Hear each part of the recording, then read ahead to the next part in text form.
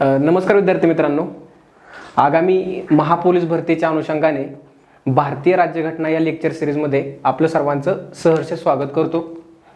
मित्रांनो, भारतीय राज्यघटना विषयाबद्दलचं जर तुम्ही पोलीस भरतीच्या अनुषंगाने विचार केला, या विषयाची जी डेप्थ आहे किंवा या विषयामध्ये प्रश्न विचारण्याचा जो कल आहे तो कल आपल्याला त्या कालाप्रमाणेच अभ्यास करावा लागणार आहे. कारण की पाठीमागचे जर आपण आयोगाचे किंवा तुमच्या भरतीचे क्वेश्चन पेपर पाहिले, त्याच्यामध्ये एक गोष्ट सरळ जाणवते की तुम्हाला हे जास्तीत जास्त प्रश्न फॅक्च्युअल स्वरूपाचे विचारलेले आहेत. मग फॅक्च्युअल स्वरूपाचा अभ्यास करताना सर्वच गोष्टी पाठ होऊ शकतात का? बिलकुल नाही. त्यासाठी काही गोष्टी कन्सेप्च्युअली माहीत असणं सुद्धा गरजेचं आहे आणि तोच मी या ठिकाणी तुम्हाला सांगण्याचा प्रयत्न करणार आहे. मित्रांनो, भारतीय राज्यघटना म्हटलं की त्याच्यामध्ये एवढे आपण मोठे टॉपिक बघतो, जवळपास 35 ते 40 टॉपिक आहेत. मग 2-3 मार्कांसाठी एवढं सगळं वाचायचं का? असं बिलकुल करू नका. भारतीय राज्यघटनामधला जो कोर पार्ट आहे की ज्याच्यावरती वारंवार तुम्हाला प्रश्न विचारलेले आहेत, ते टॉपिक अगोदर आपण काय करून घेणार आहोत? कव्हर करून घेणार आहोत. मग त्याच्यामध्येच भारतीय राज्यघटनेचा जर आपण इतिहास पाहिला की भारतामध्ये एक राज्यघटना आहे, सध्या आज अस्तित्वामध्ये आहे, तर ही राज्यघटना तयार कशी झाली, या राज्यघटनेची पार्श्वभूमी काय होती, हे आपल्याला माहीत असणं खूप गरजेचं आहे. त्यासाठीच आजचा जो आपला पहिला टॉपिक असणार आहे तो म्हणजे घटना निर्मिती. कोणता शिकणार आहे आपण आज टॉपिक? घटना निर्मिती. ह्याच्यामध्ये आपल्याला काय शिकायचं आहे की जी भारतीय राज्यघटना आहे त्या राज्यघटनेची निर्मिती कशा प्रकारे झाली किंवा भारतामध्ये ह्या गोष्टीची गरज का पडली, ह्या गोष्टी आपण ह्या टॉपिकमध्ये शिकणार आहोत. समजतंय? त्यानंतर बघा, सगळ्यात महत्त्वाचा मुद्दा की आपल्याला 1947ला स्वातंत्र्य मिळालं. स्वातंत्र्य मिळाल्यानंतर आपला एक स्वतंत्र भारत तयार झाला, स्वतंत्र भारत देश तयार झाला. परंतु ही जी घटना निर्मिती आहे, ही जी प्रक्रिया होती ती ब्रिटिशकालीन भारतामध्येच तयार झाली होती किंवा त्यासाठी एक पार्श्वभूमी तयार झाली होती. ती पार्श्वभूमी आपल्याला बघावी लागेल. मग त्यासाठी आपण महत्त्वाचं काय म्हणतो की ज्या ठिकाणी आधुनिक भारताचा इतिहास संपत नाही. कारण की आपल्याला बघा, इतिहास जरी आपण वाचला त्याच्यामध्ये बिफोर इंडिपेंडन्स म्हणजे स्वातंत्र्याच्या अगोदरचा इतिहास आणि स्वातंत्र्यानंतरचा इतिहास. मग स्वातंत्र्याच्या अगोदरचा जो इतिहास आहे, ज्याला आपण ब्रिटिशांचा इतिहास म्हणतो, जवळपास 150 वर्ष ब्रिटिशांनी आपल्या भारतावरती राज्य केलं, त्यांचा इतिहास बघताना आणि त्या इतिहासामध्येच कुठंतरी या शब्दाची गरज का पडली हे आज आपण जाणून घेणार आहोत. ओके. त्यानंतर बघा, आता ज्यावेळेस ब्रिटिश भारतामध्ये येत आहेत, ब्रिटिश ज्यावेळेस भारतामध्ये येत आहेत तर ते राज्यकर्ते म्हणून येत आहेत का? हो, बिलकुल नाही. कारण ब्रिटिश भारतामध्ये आले तर ह्यांचं स्वरूप जे सुरुवातीचं होतं ते व्यापारी स्वरूप होतं. म्हणजे त्यांना फक्त भारतामध्ये येऊन काय करायचा होता? व्यापार करायचा होता. मग पुढे जाऊन त्यांची महत्त्वाकांक्षा वाढली. ह्यासाठी कारणीभूत गोष्टी कोणत्या होत्या की भारतामधलं अंतर्गत राजकारण. ह्याच अंतर्गत राजकारणाचा फायदा कोणी घेतला? ब्रिटिशांनी घेतला. आणि पुढे जाऊन याच ब्रिटिशांनी भारतावरती जवळपास 100 पेक्षा जास्त वर्ष काय केलेलं आहे? राज्य केलेलं आहे. आपल्याला इतिहासाचा भाग ह्याच्यामध्ये बिलकुल आणायचा नाहीये. परंतु ब्रिटिशांनी भारतावरती जे काय राज्यकर्ते जे झाले, त्या राज्यकर्त्यांनी कशा प्रकारे त्यांच्या प्रशासनाचा पाया भरलेला आहे हे तुम्हाला इतिहासामध्ये शिकावं तर लागणारच आहे. परंतु एक थोडक्यात तुम्हाला मी सांगतो की बघा, जर तुम्ही भारतामध्ये पाहिलं की सुरुवातीला कोण आले होते, त्याच्यामध्ये सुरुवातीला पोर्तुगीज आले होते. तुम्हाला प्रश्न असा पण येऊ शकतो की भारतामध्ये परकीय सत्तेमधलं पहिलं कोण आलं होतं? तर ते पहिले कोण आले होते? पोर्तुगीज आले होते.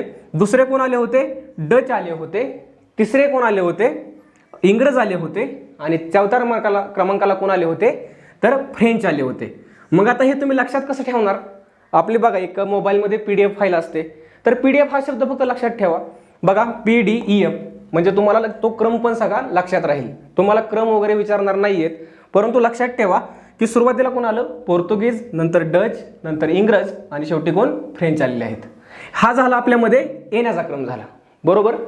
त्यानंतर आता हे भारत ज्यावेळेस सोडून गेले तर ते सोडून जाण्याचा क्रम पण तुम्हाला माहित पाहिजे.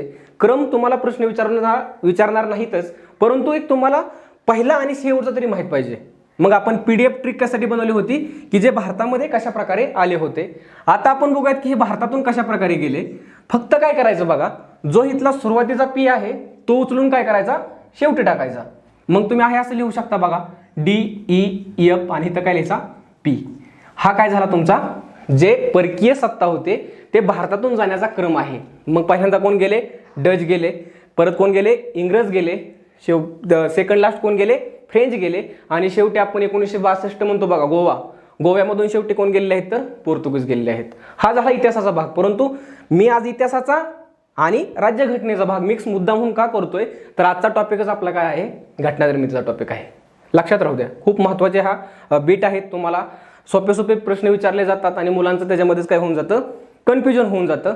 तर त्याच्यामधलाच आपण एक महत्त्वाचा मुद्दा बघणार आहोत, तो म्हणजे की ब्रिटिश ज्यावेळेस भारतामध्ये आले त्यावेळेस त्यांनी काय केलं, त्यांचं प्रशासन सुरू केलं. कारण की त्याच्या अगोदर भारतामध्ये बघा, आता मी थोडक्यातच सांगतो तुम्हाला, इतिहासामध्ये आपण तर ते डिटेलमध्ये बघणारच आहोत, परंतु थोडक्यात सांगतो. भारतामध्ये बघा 1757ला एक लढाई झाली होती, बरोबर, आणि एक लढाई कधी झाली होती 1764ला. मग आता 1757ची जी लढाई झाली होती ती कोणती झाली होती, प्लासीची लढाई. कोणती लढाई झाली होती, प्लासीची लढाई झाली होती. आणि 1764ला कोणती लढाई झाली होती तर बक्सारची लढाई झाली होती. हे लक्षात ठेवा. प्लासीची लढाई कधी झाली होती 1757ला आणि बक्सारची लढाई कधी झाली होती 1764ला. मग ह्या दोन लढाया झाल्या. ह्या दोन लढायांमध्ये फरक काय होता बेसिकली लक्षात ठेवा. जी प्लासीची लढाई होती ती कोणी जिंकली होती, ब्रिटिशांनी जिंकली होती. आणि जी बक्सारची लढाई होती ती सुद्धा कोणी जिंकली होती, ब्रिटिशांनी जिंकली होती. मग बेसिक फरक काय, जी ही प्लासीची लढाई होती ती पूर्णपणे राजकारण करून जिंकलेली लढाई होती. ह्याच्यामध्ये कट कारस्थान रचले होते, ज्याला मध्ये मी तुम्हाला मगाशी शब्द वापरला बघा की आपल्या भारतामधलं अंतर्गत राजकारण. ह्याचाच फायदा कुठल्या लढाईमध्ये घेतला होता, प्लासीच्या लढाईमध्ये घेतला होता. आणि पुढे जाऊन जी 1764ची लढाई झाली, बक्सारची लढाई, ती कशी जिंकली होती ती पूर्ण स्वतःच्या स्वबळावरती जिंकली होती. म्हणजे जे मैदानामध्ये आपण सैनिक म्हणतो ते कोणत्या लढाईमध्ये समोर आले होते, बक्सारच्या लढाईमध्ये आले होते. तुम्हाला हा भाग लक्षात ठेवावा लागेल, कारण की बेसिक हे तुम्हाला प्रश्न विचारले जातात परीक्षेमध्ये. लक्षात राहू द्या. आता ज्यावेळेस बक्सारची लढाई ब्रिटिशांनी जिंकली किंवा कंपनी, आपण ब्रिटिश हे त्यावेळी शब्द नव्हतो वापरत, कारण की 1857चा उठाव झाला. उठावानंतर कंपनीची सत्ता कुठे गेली, ब्रिटिश पार्लिमेंटकडे गेली आणि त्यानंतरच कंपनीचं रूपांतर कशामध्ये झालं, ब्रिटिश सरकारमध्ये झालं होतं. पण जी बक्सारची लढाई झाली होती ज्याच्यामध्ये ब्रिटिशांनी विजय मिळवला होता, त्याच वेळेस ब्रिटिशांना समजलं होतं की हा जो भारत देश आहे हा फक्त व्यापारासाठी देश नाहीये, इतर राज्यकर्ते आपण होऊ शकतो. हे पहिल्यांदा कोणत्या लढाईने सांगितलं, त्यांना बक्सारच्या लढाईने सांगितलं होतं. आणि हे जे लढाई आहे ही एवढी महत्त्वपूर्ण आहे की जिथून पुढे आपण सगळा ब्रिटिश कालखंड सुरू झाला असं म्हणतो. मग आता ब्रिटिश कालखंड सुरू कसा झाला त्याच्यामध्ये आपण बघतो की ब्रिटिशांनी त्यांचा सत्ता भरणीचा पाया वेगवेगळ्या कायद्यांमधून केलेला आहे. मग ते कायदे कोणते तुम्हाला माहित पाहिजेत. एक थोडक्यात तुम्हाला शॉर्टमध्ये सांगतो, फक्त वर्ष लिहितो इथं आणि मी तुम्हाला तोंडी सांगतो की कोणते कोणते ते कायदे आहेत. बघा, पहिला आहे 1773चा, त्याला आपण काय म्हणतो, रेग्युलेटिंग ऍक्ट म्हणतो. दुसरा जो आहे तो म्हणजे 1784चा, त्याला आपण काय म्हणतो, पिट्सचा कायदा. मित्रांनो, हे आपण सगळी इतिहासामध्ये बघणार आहोत, त्याच्यामुळे टेन्शन कोणी घेऊ नका. 1784चा कोणता आहे, पिट्सचा कायदा. त्यानंतर 1793चा जो आहे तो चार्टर कायदा. आता ही चार्टर कायदे काय होते बघा, थोडक्यात सांगतो तुम्हाला. चार्टर कायदे म्हणजे असे होते की जी कंपनी भारतामध्ये होती त्या कंपनीला पुढच्या 20 वर्षांसाठी भारतामध्ये व्यापार करण्याला काय मिळाली होती, परवानगी मिळाली होती. त्याला आपण काय म्हणतो, चार्टर कायदा म्हणतो. मग हे चार्टर कायद्यांची सिरीज जर तुम्ही बघितली दर 20 वर्षांनी काय होते, चालू होते. मग पहिला चार्टर कायदा कधीचा आहे, 1793चा. मग त्यानंतर जर 20 वर्ष आपण बघितले किती होत आहेत बघा, 1813. समजतंय. त्यानंतर बघा जो पुढचा चार्टर कायदा आहे 20 वर्षानंतर कोणता, मग 1833चा. आणि पुढचा 20 वर्षानंतरचा चार्टर कायदा कोणता आहे तर तो म्हणजे 1853चा आहे. लक्षात ठेवा, हे चार्टर कायदे खूप महत्त्वाचे आहेत, आपण इतिहासामध्ये बघूयात. त्यानंतर बघा भारतामध्ये काय झालं, 1853 नंतर भारतामध्ये एक खूप मोठा उठाव झाला, त्यालाच आपण काय म्हणतो 1857चा उठाव झाला. आता बघा ज्यावेळेस उठाव झाला त्यावेळेस कंपनीला कुठंतरी कळालं की ह्या भारतामध्ये अशी पण काही लोक आहेत की जे स्वतःच्या हक्कासाठी काय करतायत, लढतायत. मग त्यांना आपण काय केलं नाही पाहिजे, नाराज नाही केलं पाहिजे. म्हणून तर आपण काय म्हणतो की 1858ला, म्हणजे हे कधीच सांगतोय तुम्हाला मी, 1857चा उठाव झाल्यानंतर. परत एकदा सांगतोय, आपला टॉपिक आहे घटना निर्मिती, त्याच्यामुळं आपण फक्त इतिहासामधलं एक तुम्हाला मी लिंक लावून देतोय की इतिहास आणि पॉलिटी कुठं मॅच होतोय, आणि तिथून पुढे तर सगळा भारतीय राज्यघटना आपल्याला शिकायचाच आहे. 1858चा राणीचा जाहीरनामा आपण म्हणतो बघा. त्या जाहीरनाम्यानुसार काय सांगितलं होतं की यापुढे म्हणजे 1857चा जो उठाव झाला होता त्याच्यामध्ये जे तत्कालीन कारण होतं ते कोणतं होतं की जे गाईचं कातड असलेलं जे काही त्यांच्या बुलेट होत्या त्या बुलेटला लावलेलं होतं आणि ती एक लोकांमध्ये भावना दुखावली गेली होती. आणि आपल्या भारतामध्ये पहिल्यापासून तुम्हाला माहितीच आहे की धर्माचं वेड लोकांना, भरपूर लोकांना आहे आणि ती भावना दुखवल्यामुळेच तिथून एक काय झाला होता, तो उद्रेक झाला होता. त्याच्यामुळे जो राणीचा जाहीरनामा होता, जो 1858चा, तारीख पण लक्षात ठेवा बघा, 1 नोव्हेंबर, याच्यामध्ये काय सांगितलं की यापुढे आम्ही आता भारताच्या कोणत्याच धार्मिक मुद्द्यामध्ये काय करणार नाही, हस्तक्षेप करणार नाही. हा पहिला निर्णय घेतला. आणि दुसरा निर्णय काय घेतला बघा, की जे कंपनीची सत्ता भारतामध्ये होती ती आता कंपनीची सत्ता भारतामध्ये असेल का? बिलकुल नसेल. आता इथून पुढे डायरेक्ट भारतावरती राज्य कोण करतील तर ब्रिटिश सरकार करेल. आणि जे भारतामध्ये महत्त्वाचे कायदे आहेत ते सगळे कुठे बनवले जातील? ब्रिटिश पार्लमेंटमध्ये बनवले जातील. तर हे कोणत्या कायद्याने सांगितलं होतं? 1858चा. पुढे जाऊन बघा असेच महत्त्वाचे कायदे बनवले होते ब्रिटिशांनी. त्याच्यामधला बघा सगळ्यात महत्त्वाचा 1909चा कायदा. पुढे जाऊन सगळ्यात महत्त्वाचा कोणता? 1909चा. त्याला आपण काय म्हणतो? मोर्ले मिंटो कायदा. आणि 1919चा जो दुसरा होता त्याला आपण काय म्हणतो? मॉन्टेग्यू चेम्सफोर्ड कायदा. तर हे 2 कायदे लक्षात ठेवा. ह्याच्याबद्दलही तुम्हाला मी नंतर डिटेल सांगतो. मग झालं काय बघा, 1919 नंतर भारतामध्ये कुठंतरी जबाबदार शासन तयार करण्याची काय झाली होती? मागणी सुरू झाली होती. आणि ब्रिटिश पण त्याप्रमाणे काय करत होते? भारताला चांगला रिस्पॉन्स देत होते. कारण भारतामध्ये बघा 2 गट तयार झाले होते. एक म्हणजे जहाल गट आणि दुसऱ्या बाजूला मवाळ गट. जे आपण काँग्रेसचे अधिवेशन सगळे बघतो त्या अधिवेशनामध्ये आपल्याला एक गोष्ट चांगली जाणवते की तिथं सरळ 2 गट पडले होते. जहाल गट म्हणजे काय की ह्यांना पत्र विनवण्या वगैरे करून हे ब्रिटिश ऐकणारे नाहीयेत. ह्यासाठी आपल्याला काय करावं लागेल? लढा द्यावा लागेल. आणि त्यानंतरच आपल्याला काय घ्यावं लागणार आहे? स्वातंत्र्य घ्यावं लागणार आहे. आणि दुसरा जो मवाळ गट होता त्यांचं मत काय होतं की ब्रिटिश हे चांगले आहेत, ते आपल्या भल्याचं करतायत, मग ते आपलं ऐकतील सुद्धा. पण कसं ऐकतील? म्हणजे संघर्ष करून ऐकतील का? बिलकुल नाही. तर त्यांना 10 वेळा पत्र लिहा, विनवण्या करा, मागण्या करा, मग ते 15व्या वेळेस कुठेतरी ब्रिटिशांनी काय करायचं? ऐकायचं. तर हे बेसिकली आपल्या भारतामध्ये काय होते? 2 गट होते. तर हे तुमच्या लक्षात राहिला पाहिजे. मग 1919चा जो कायदा तयार झाला त्या कायद्याचंच आपण काय म्हणतो की ब्रिटिशांनी भारतामध्ये जबाबदार शासन पद्धतीची काय केली होती? घोषणा केली होती. कायद्यामधल्या तरतुदी सगळ्या इतिहासामध्ये आपण बघणार आहोतच. पण पुढे जाऊन सगळ्यात महत्त्वाचा जो टप्पा झाला बघा, आता ह्या अनुषंगाने सांगतोय तुम्हाला, 1922ला. 1922ला झालं काय? महात्मा गांधीजी बघा भारतामध्ये ऑलरेडी ते कुठे होते? दक्षिण आफ्रिकेमध्ये होते. आणि दक्षिण आफ्रिकेमधून भारतामध्ये कधी आले होते? 1915ला आले होते. आणि ते कोणाच्या सांगण्यावरून आले होते? गोपाळकृष्ण गोखलेंच्या सांगण्यावरून आले होते. आणि गोपाळकृष्ण गोखलेंनी त्यांना एक क्लिअरली सांगितलं होतं, जर तुम्हाला दक्षिण आफ्रिकेसारखा लढा जर भारतामध्ये द्यायचा आहे तर तुम्हाला बेसिक ग्राउंडला जाऊन ज्या काय अडचणी आहेत लोकांच्या त्या तुम्हाला काय करावं लागतील? समजून घ्यावं लागणार आहेत. आणि गांधीजींनी सुद्धा हे काय केलं होतं?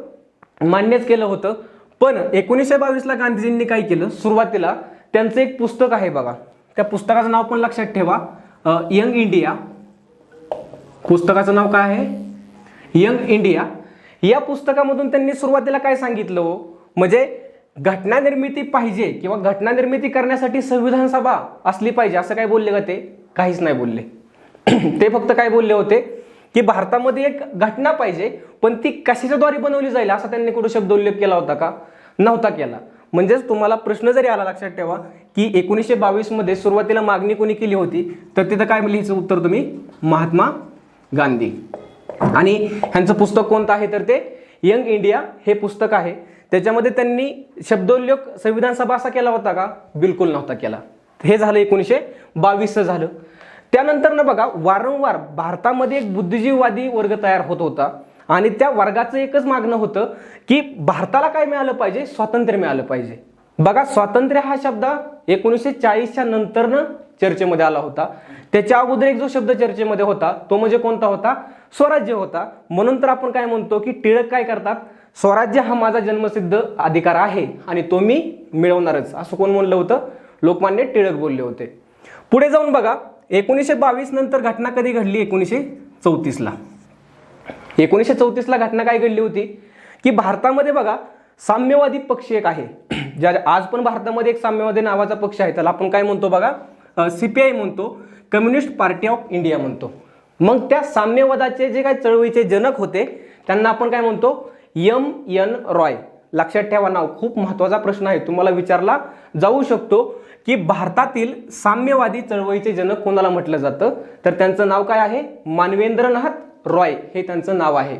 आणि त्यांनी प्रथमच 1934ला काय केलं, घटना निर्मिती करण्यासाठी काय असली पाहिजे, एक संविधान सभा असली पाहिजे, असं कोण म्हटलं होतं, मानवेंद्रनाथ रॉय म्हटले होते. परीक्षेला हमखास प्रश्न ह्याच्यावरती तुम्हाला येऊ शकतो की संविधान सभेची मागणी औपचारिकरित्या किंवा ज्याला आपण म्हणतो की लिगली कुणी केली होती, मानवेंद्रनाथ रॉय. कधी केली होती, 1934ला. आणि काय म्हटले होते की ती भारतासाठी काय पाहिजे, एक संविधान सभा पाहिजे. बघा आता इतिहासाचा परत एकदा मुद्दा तुम्हाला मी सांगतो. आजपर्यंत इतिहास जर आपण पाहिला, 2 खूप मोठे महायुद्ध झालेले आहेत. जे पहिलं महायुद्ध झालं होतं ते कधी झालं होतं, 1914 ते 1918च्या दरम्यान पहिलं महायुद्ध झालं बघा. आणि जे दुसरं महायुद्ध आहे ते कधी तयार झालं होतं किंवा कधी सुरू झालं होतं, 1939 ते 1945. आणि पहिल्या महायुद्धामध्ये जो जर्मनी देश आहे तो पूर्णपणे काय झाला होता, पाडाव झाला होता किंवा तो पूर्णपणे हरून गेलेला देश होता. म्हणून तो परत एकदा काय करत होता, उभा राहण्याचा प्रयत्न करत होता. आणि जर्मनी आणि ब्रिटिश ह्यांचे जर आपण संबंध पाहिले तर एवढे सलोख्याचे संबंध नव्हते. त्याच्यामुळं ब्रिटिशांचं एकच टार्गेट होतं, ज्या काय आपल्या वसाहती होत्या पूर्ण जगामध्ये विखुरलेल्या, त्या वसाहतींना जास्तीत जास्त खुश करायचा त्यांचा काय होता, प्रयत्न करायचा होता. कारण का, जरी दुसरं महायुद्ध झालं तरी त्या दुसऱ्या महायुद्धामध्ये ज्या आपल्या वसाहती असतील त्या वसाहतीमधले लोक आपल्याला काय करतील, मदत करतील. हा ब्रिटिशांचा काय होता, एक महत्त्वाचा उद्देश होता. मग त्याच्यामध्येच काय झालं होतं की ब्रिटिश राजकारणीय दृष्ट्या खूप विचार करत होतं आणि आंतरराष्ट्रीय लेवलला खूप राजकारण नावाची गोष्ट जी होती खूप चर्चेला आली होती. आणि त्याच्यामध्येच भारताचा एक मुद्दा होता, तो म्हणजे काय की बाबा आम्हाला स्वातंत्र्य द्या. पण ब्रिटिश लवकरात लवकर स्वातंत्र्य आपल्याला देणार होतं का, बिलकुल नव्हतं. म्हणून तर मगाशी तुम्हाला मी सांगितलं 1934ला मानवेंद्रनाथ रॉय यांनी काय केलेलं आहे, संविधान सभा असा शब्द वापरला आणि एक भारतासाठी काय पाहिजे, संविधान सभा पाहिजे असं सांगितलं. ओके. त्यानंतर ना पुढे जाऊन आपण बघतो 1938ला काय झालं, पंडित जवाहरलाल नेहरू, जे आपण नाव वारंवार ऐकत असतो बघा, पंडित जवाहरलाल नेहरू यांनी काय केलेलं आहे, त्यांच्या नेहरू रिपोर्टमधून, त्याला आपण काय म्हणतो बघा, नेहरू रिपोर्ट म्हणतो, त्या नेहरू रिपोर्टमधून काय सांगितलं की भारतासाठी काय असली पाहिजे, संविधान सभा असली पाहिजे. पण कशी असली पाहिजे हो, की ज्याच्यामध्ये कुणाचाच हस्तक्षेप नको. लक्षात ठेवा, संविधान सभा पाहिजे पण कशी पाहिजे, कुणाचाच त्याच्यामध्ये हस्तक्षेप नको. मग ते त्याला आपण एक शब्द म्हणतो बघा, तो म्हणजे कसा, सार्वभौम. सार्वभौम या शब्दाचा अर्थ काय होतो की ज्याच्यामध्ये कुठलीच परकीय सत्ता हस्तक्षेप करणार नाही आणि जी काय संविधान सभा असेल त्याच्यामध्ये आमचे पूर्ण भारतीय असतील आणि तेच काय करतील, पुढे जाऊन घटनेच्या निर्मितीचं काम करतील. मी तुम्हाला मगाशी सांगितलं होतं, ब्रिटिश हे एक हाती सगळं देणार होते का हो, बिलकुल नव्हते. ब्रिटिश काय करायचे, थोडं थोडं द्यायचे. मग आता जो नेहरू रिपोर्ट होता 1938चा, मांडला कोणी होता, पंडित जवाहरलाल नेहरूंनी. मग त्याच्यामध्ये काय सांगितलं होतं की सार्वभौम असलेली आमची काय पाहिजे, संविधान सभा पाहिजे. मग आता मुद्दा काय झाला, तुम्हाला मगाशीच मी सांगितलं 1939 ते 1945 दुसऱ्या महायुद्धाचा काळ. आणि ह्याच्यामध्ये नुकतंच काय झालं होतं, दुसरं महायुद्ध सुरू झालं होतं जर्मनीने आक्रमण केल्यानंतरनं युरोपमध्ये. आणि त्यावेळेस ब्रिटिशांना एक जाणीव झाली की जर ह्या ठिकाणी आपण भारतीयांना जर थोडं खुश केलं तर भारतीय आपल्याला काय करतील, मदत करतीलच. कारण की भारतामध्ये पण परत 2 गट तयार झालेले आहेत मित्रांनो, लक्षात ठेवा, जे आपण म्हणतो महात्मा गांधी आणि सुभाषचंद्र बोस. सुभाषचंद्र बोस ह्यांचे विचार काय होते की हीच वेळ आहे, म्हणजे कोणती वेळ, 1939-1940 ह्या वेळेमध्येच आपण काय केलं पाहिजे, डायरेक्ट ब्रिटिशांवरती काय केलं पाहिजे, आक्रमण केलं पाहिजे. आणि दुसऱ्या बाजूला कोण होते, महात्मा गांधी होते. ते काय म्हणायचे की दुसऱ्या महायुद्धामध्ये भारताने काय घेतला पाहिजे, ब्रिटिशांच्या बाजूने सहभाग घेतला पाहिजे. हे 2 वाद तयार झाले होते. आणि त्याच्यामधूनच 1939 जे काय हरिपुरा अधिवेशन झालं होतं बघा, त्याच्यामध्ये सुभाषचंद्र बोस यांनी काय दिला होता, काँग्रेसच्या अध्यक्षपदाचा राजीनामा दिला होता. तो इतिहासाचाच भाग आहे, मी फक्त तुम्हाला लिंक लावून देतोय कारण की तुम्हाला परत जाऊन खूप सोपं पडणार आहे, लक्षात राहील. मग ब्रिटिशांनी काय ठरवलं की आता भारताला काय करायचं, थोडं द्यायचं. मग आता ब्रिटिशांनी द्यायचा प्रयत्न कसा केला बघा, सांगतो तुम्हाला.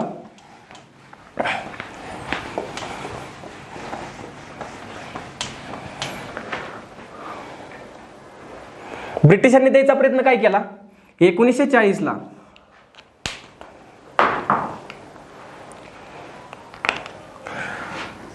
1940ला ब्रिटिशांनी भारतामध्ये एक थोडे लालच दाखवायचा प्रयत्न केला आणि त्या लालचलाच आपण काय म्हणतो बघा, ऑगस्ट ऑफर. काय म्हणतो? ऑगस्ट ऑफर म्हणतो किंवा ऑगस्ट संधी असं पण म्हटलं जातं बघा याला, की ह्या ऑगस्ट ऑफरचे जे काही अध्यक्ष होते ते कोण होते? Lord Linlithgow. कोण होते? लॉर्ड लिनलिथगो होते.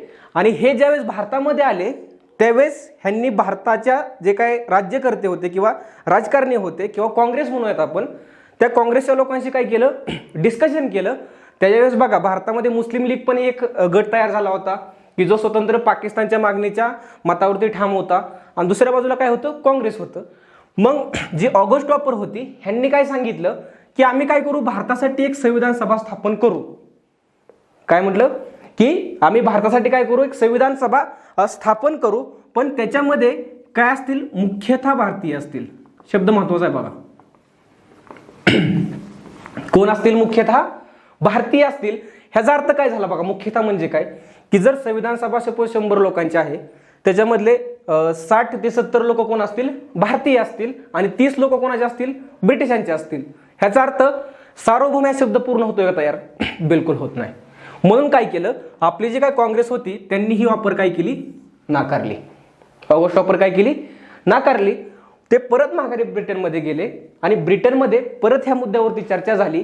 म्हणून त्यांनी परत एकदा काय केलं? 1942ला एक मिशन भारतामध्ये पाठवलं किंवा एक योजना भारतामध्ये पाठवली. त्याला आपण काय म्हणतो? क्रिप्स योजना. आणि ह्याचे अध्यक्ष कोण होते? Sir Stafford Cripps. लक्षात ठेवा नाव. क्रिप्स योजना कधीची आहे? 1942ची आहे आणि त्याचे अध्यक्ष कोण होते? सर स्टॅफोर्ड क्रिप्स होते. हे ज्यावेळेस भारतामध्ये आले ह्यांनी पण सेम तेच केलं, फक्त ह्यांनी थोडा मुद्दा काय केला? बदलून टाकला. ह्यांनी मुद्दा काय बदलून टाकला? की आम्ही काय करू की संविधान सभा तुम्हाला स्थापन करून देऊ आणि त्याच्यामध्ये काय असतील? सगळे पूर्णतः भारतीय असतील. बघा शब्द महत्वाचा आहे. इथं काय सांगितलं होतं? मुख्यतः. इथं काय सांगितलं? पूर्णतः. मग आपण जे म्हणतो की सार्वभौम शब्द की ज्याच्यामध्ये कुठलाच परकीय हस्तक्षेप नको, हे तत्व इथं बरोबर होतंय का? 100% इथं बरोबर होतंय. पण प्रॉब्लेम काय झाला? जे तुम्हाला आता मी सांगितलं 2 मिनिटापूर्वी, काँग्रेस आणि मुस्लिम लीग हा मुद्दा काय झाला? तिथं तयार झाला. मुस्लिम लीगचं म्हणणं काय होतं? की आमचा मुस्लिम बहुसंख्य काय असला पाहिजे? एक पाकिस्तान नावाचा देश असला पाहिजे. असं कोण म्हटलं होतं सुरुवातीला? रहमत अली. लक्षात ठेवा, हे नाव खूप महत्वाचं आहे. रहमत अली हे काय म्हटले होते? की पाकिस्तान एक काय असला पाहिजे? स्वतंत्र बहु मुसलमान असलेला देश असला पाहिजे. आणि त्यांनी ही मागणी जी आहे ती कोणत्या पुस्तकातून केली होती ते पण लक्षात ठेवा. नाव ऑर नेव्हर. आताच नाही तर कधीच नाही, असं कोणत्या पुस्तकातून रहमत अली यांनी मागणी केलेली आहे? पुस्तकाचं नाव तुम्हाला मी सांगितलं आणि काय म्हटले? पाकिस्तान आम्हाला स्वतंत्र पाहिजे. फक्त इथं काय झालं होतं की संविधान सभा एकच स्थापन केली जाईल. मुद्दा समजतोय? इथं म्हणले की पूर्णतः भारतीय असतील, पण ही गोष्ट मुस्लिम लीगला मान्य होती का हो? बिलकुल नव्हती. त्याच्यामुळं मुस्लिम लीगने ही ऑफर काय केली? अमान्य केली किंवा ही काय करून टाकली? टाळून टाकली. की ज्याच्यामध्ये मुख्यतः भारतीय पण नको, पूर्णतः भारतीय जरी असतील तरी सुद्धा पाकिस्तानसाठी स्वतंत्र संविधान सभा पाहिजे आणि भारतासाठी काय पाहिजे? स्वतंत्र संविधान सभा पाहिजे. तर हे काय झालेले आहेत? घटना झालेल्या आहेत. ह्या खूप महत्वाच्या आहेत बघा. आणि घटनेच्या निर्मितीच्या प्रवासामधले हे खूप काही महत्वाचे टप्पे आहेत. आता बघा, ब्रिटिशांनी 1945ला आपण काय म्हणतो की दुसरं महायुद्ध संपलं आणि त्यानंतर ब्रिटिशांनी काय केलं आहे? 1946ला पुन्हा एकदा प्रयत्न केला की ज्याच्यामध्ये युद्ध वगैरे संपलं होतं. अमेरिकेने जपानच्या 2 शहर होते बघा, हिरोशिमा आणि नागासाकी, ह्या 2 शहरावरती काय टाकले होते? अणुबॉम्ब टाकले होते आणि ते युद्ध काय करून टाकलं होतं? संपवून टाकलं होतं. आणि त्यानंतरनं ब्रिटिशांनी काय केलं होतं? 1946ला अशाच प्रकारचा एक प्रयत्न केला होता. त्याला आपण काय म्हणतो? 1946चं cabinet mission plan. Cabinet mission plan म्हणतो किंवा ह्यालाच एक नाव लक्षात ठेवा. तुम्हाला कधी कधी शब्द वाचलेला असतं तुम्ही एक आणि तुम्हाला पेपरला विचारतात दुसरा समानार्थी शब्द. तर ह्या कॅबिनेट मिशन प्लॅनलाच काय म्हणतात? त्रिमंत्री योजना. काय म्हणतात? त्रिमंत्री योजना. मग जी आपली घटनेची निर्मिती आहे बघा, ती कोणत्या मुद्द्यावरती डिपेंड आहे? 1946च्या. मग तुम्हाला प्रश्न सरळ सरळ विचारतील की जी घटना निर्मिती झाली किंवा घटना निर्मितीच्या अगोदर कोणता शब्द होता? आपण म्हणलो होतो की संविधान सभा. घटना निर्मिती नाही लक्षात ठेवलं तरी चालेल सध्या, फक्त की संविधान सभेची निर्मिती कोणत्या योजनेद्वारे झालेली आहे? तर कॅबिनेट मिशन प्लॅन किंवा त्यालाच आपण काय म्हणतो? त्रिमंत्री योजना. आणि कधीची आहे? 1946. ओके. आता त्रिमंत्री योजना इथं पण लक्षात ठेवा. त्रिमंत्री योजना म्हणजे काय? त्रिमंत्री. किती मंत्री असणार त्याच्यामध्ये? 3 असणार आहेत. मग हे 3 नावं पण लक्षात ठेवा. ह्याच्यामध्ये कोण होते पहिले? तुम्हाला मी सांगितलेलं बघा, सर स्टॅफर्ड क्रिप्स. परत त्याच त्रिमंत्री योजनेमध्ये काय झाले होते? भारतामध्ये आले होते. म्हणजे इथं काय नाव तुमचं झाले? क्रिप्स झालं. त्यानंतर ना अलेक्झांडर एव्ही अलेक्झांडर आपण त्यांना म्हणतो. आणि जे तिसरं नाव आहे ते म्हणजे पेथिक लॉरेन्स. Pethick Lawrence. प्रश्न भरपूर वेळा आलेला आहे बघा. प्रश्न काय आलेला आहे की जे त्रिमंत्री योजना होती त्या योजनेचा सदस्य खालीलपैकी कोण नव्हते, असा प्रश्न भरपूर वेळा विचारलेला आहे. त्याच्यामुळे नाव लक्षात ठेवा. Cripps, sir Stafford Cripps, एव्ही Alexander आणि पेथिक लॉरेन्स. आणि ह्यालाच आपण काय म्हणतो? त्रिमंत्री योजना. आणि ह्याच योजनेच्या शिफारसीनुसार काय झालेले आहे? भारतासाठी संविधान सभा स्थापन झालेली आहे. इथंपर्यंत तुमच्या लक्षात सगळं आलेलं असेल. कारण की मी तुम्हाला मगाशी सांगितलं होतं की जिथं भारताला स्वातंत्र्य मिळतं तिथं थोडक्यात एक आधुनिक भारताचा जो काही इतिहास आहे तो संपतो आणि स्वातंत्र्यानंतरचा इतिहास सुरू होतो. परंतु जिथं आधुनिक भारताचा इतिहास संपतो तिथून चालू काय होते? आपली राज्यघटना सुरू होते. हा खूप महत्त्वाचा मुद्दा आहे बघा. ह्याच्यामधलं आतापर्यंत ज्या गोष्टी सांगितल्या त्याच्यामध्ये तुम्हाला काही मी त्या सिक्वेन्स वाईज फॅक्च्युअल पण सांगितलेल्या आहेत आणि काही कन्सेप्च्युअल पण सांगितलेल्या आहेत. मित्रांनो, अभ्यास करताना एक गोष्टीची काळजी घ्यायची की ज्या अशा घटना आहेत त्या जरा थोड्या क्रमाने लक्षात ठेवायचा प्रयत्न करा. जर तुम्ही पाठांतर करायचा प्रयत्न केला तर तुम्हाला परीक्षेमध्ये कुठंतरी कन्फ्युजन होऊ शकतं. पण जर असं तुम्ही आता मी बघा तुम्हाला सांगताना सगळं 1922 पासून आपण सुरुवात केली होती, ते कुठं आलो आता 1946 पर्यंत आलेलो आहे. आणि जे परीक्षेमध्ये विचारले जातील मुद्दे तेवढेच मी तुम्हाला सांगितलेले आहेत. तुम्ही एवढेच लक्षात ठेवा, प्रश्न ह्याच्या बाहेर कधीच जाणार नाही. समजलं इथपर्यंत? आता बघा कुठपर्यंत आलोय आपण की कॅबिनेट मिशन प्लॅनने काय केली? संविधान सभेची तरतूद केली. मग आता महत्वाचा मुद्दा काय होता की जी संविधान सभा असेल ती संविधान सभेमध्ये एकूण सदस्य किती असतील हे पण तुम्हाला प्रश्न विचारला जाऊ शकतो. पोलीस भरतीला मी बघितले प्रश्न बघा, सगळे 1 लाईन स्वरूपाचे प्रश्न असतात आणि त्याच्यामध्ये तुम्हाला असा एखादा सिंपल प्रश्न येऊ शकतो. तो म्हणजे काय की संविधान सभा जी होती ती किती सदस्यांची होती. मग त्याच्यामध्ये तुम्हाला माहित पाहिजे बघा, टोटल संविधान सभेमध्ये जे काय सदस्य होते ते टोटल 389 होते. आकडा लक्षात ठेवा.